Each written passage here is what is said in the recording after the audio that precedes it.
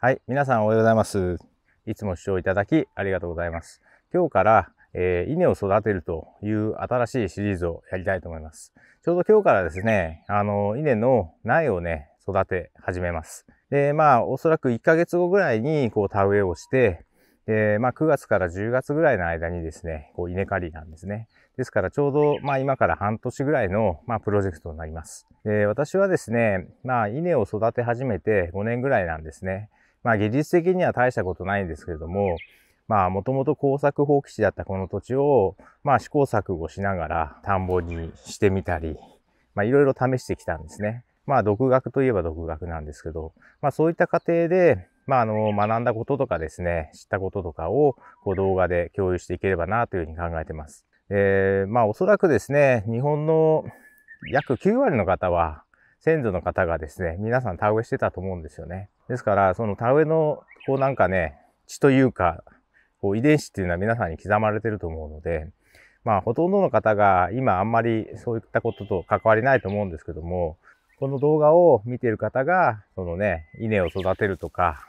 田植えとかですね、稲刈りとか、そういったですね、稲作のサイクルを理解できるような、体験できるような動画にしていければなというふうに考えております。では、よろしくお願いします。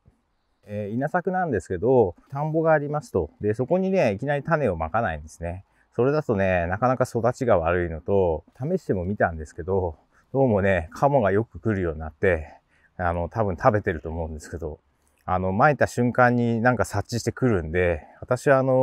土に直接撒くのは諦めました。ですから、これからですね、苗というのを育てます。野菜とかでもそうだと思うんですけど、大きな苗を作って、それを田植えするっていう感じですね。ですから、これから1ヶ月は苗を作るという、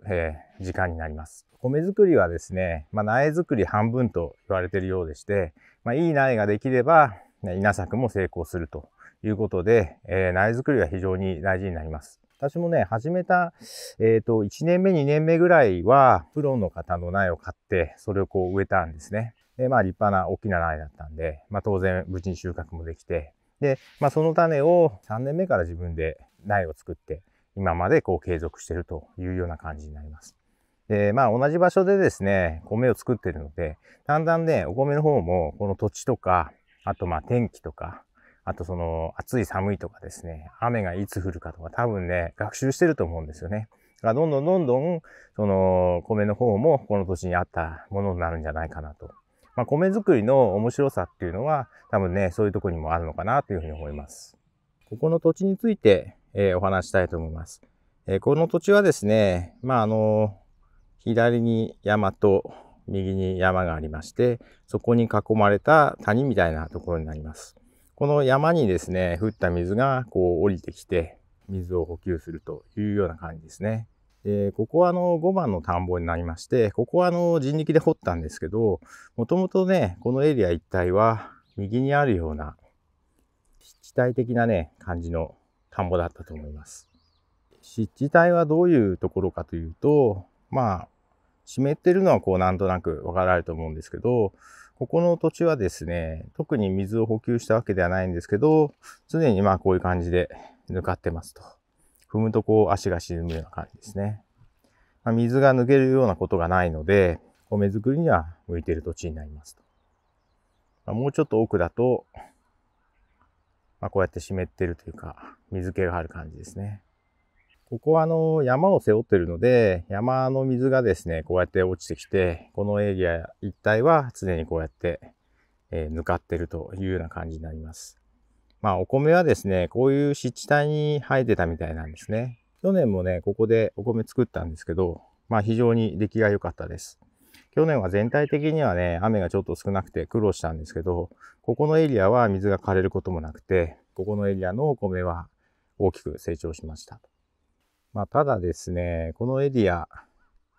湿地帯というかですね、悪い言い方をすると、ドブタというような言い方になります。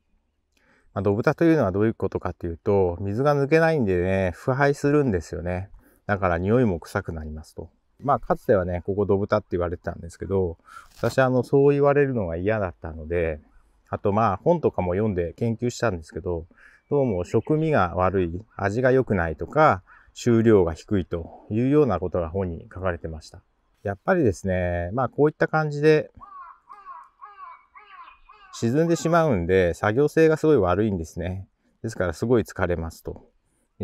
機械もね、入らないんで、もともとはこういう田んぼが多かったと思うんですけど、おそらく戦後の農地改良で、こういった田んぼがどんどんね、改良されていったと思うんですね。で、横の5番の田んぼですけど、ちょっとだけですね、人力で掘り下げました。掘り下げた理由としてはですね、こっちの方が、地面が硬いというか、はい。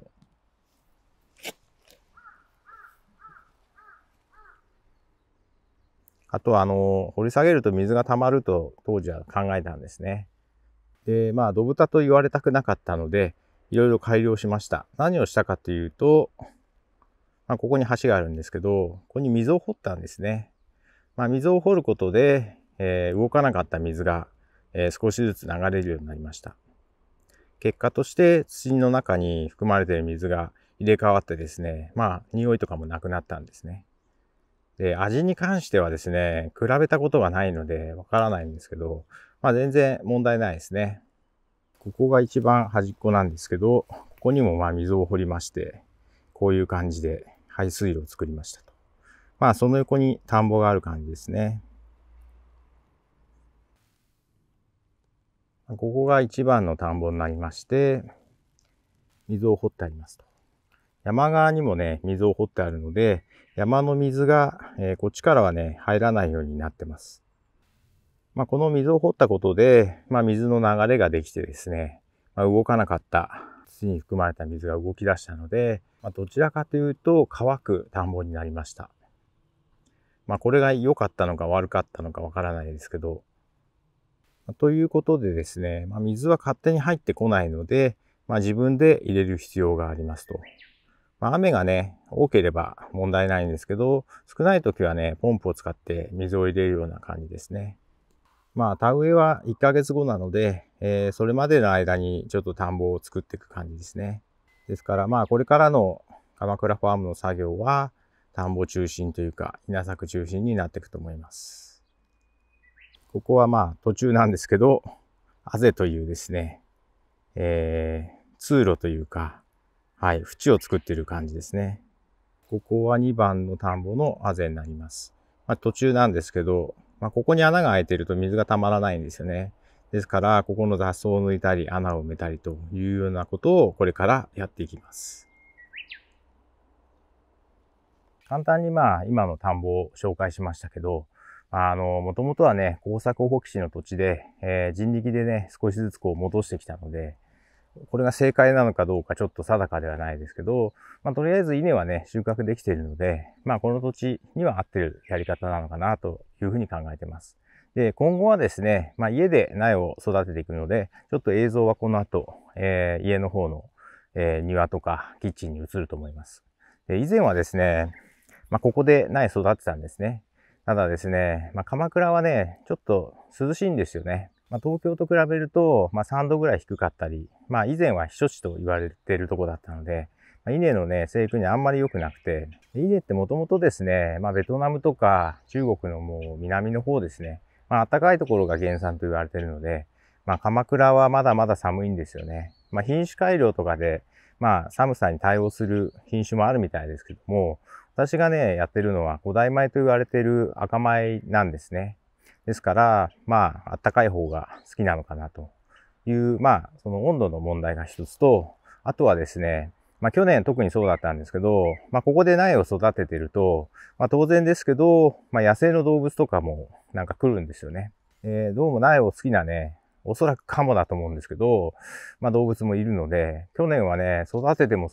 なんか食べられてということで、何度もね、苗を作りました。なので、今年はですね、もうちょっとここでのこだわりを捨てて、家で立派な苗を作っていきたいと思います。こちらが赤米の種もみになります。去年収穫した分で、比較的ですね、実が大きいやつを選んであります。はい、今から60度で消毒をしていきます。今日暑いよ。そう。いい。うん。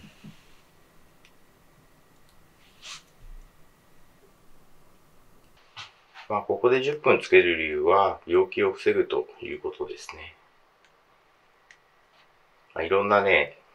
温度とか時間あるんですけど、私は60度10分を採用しています。この段階で浮いてしまっているやつは、ここから取り除きます。これはまあ土に戻して肥料にします。まあ自分のところの種じゃない場合は素性がわからないですから、まあ、もう少ししっかり選別した方がいいんですけど、私は去年のね、田んぼの状態を知ってるので、まあどの稲から、どのエリアから取ったかっていうのを知ってるので、まあこういったレベルの選別で良しとしてます。言い方を変えると、病気だった稲からは、まあ病気がまたね、引き継がれてしまう可能性があるってことですね。要は病気だった、稲からはですね、まあ軽い種もみができちゃうんですね。ですから、まあ軽い種もみは、外しましょうということですね。まあ去年特に病気はなかったので、まあここで浮いてきてるのは、単にこう発育不良とかそんな感じですね。こちらが甘米のヒゲですね。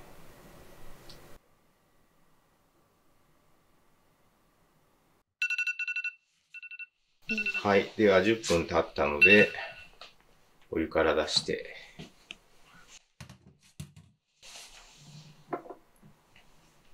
すぐに冷やしていきます。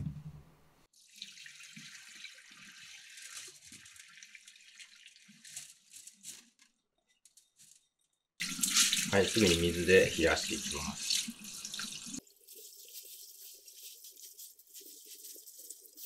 はい、では水につけます。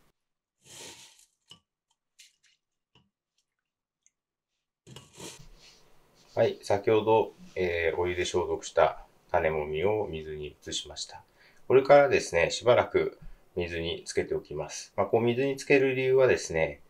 ここから発芽を促すんですね。種もみには発芽抑制物質というのがついていて、こう、むやみやたらにですね、発芽しないようなこう、仕組みがあるみたいなんですね。まあ、それを水でこう、つけとくことで、それが取れて、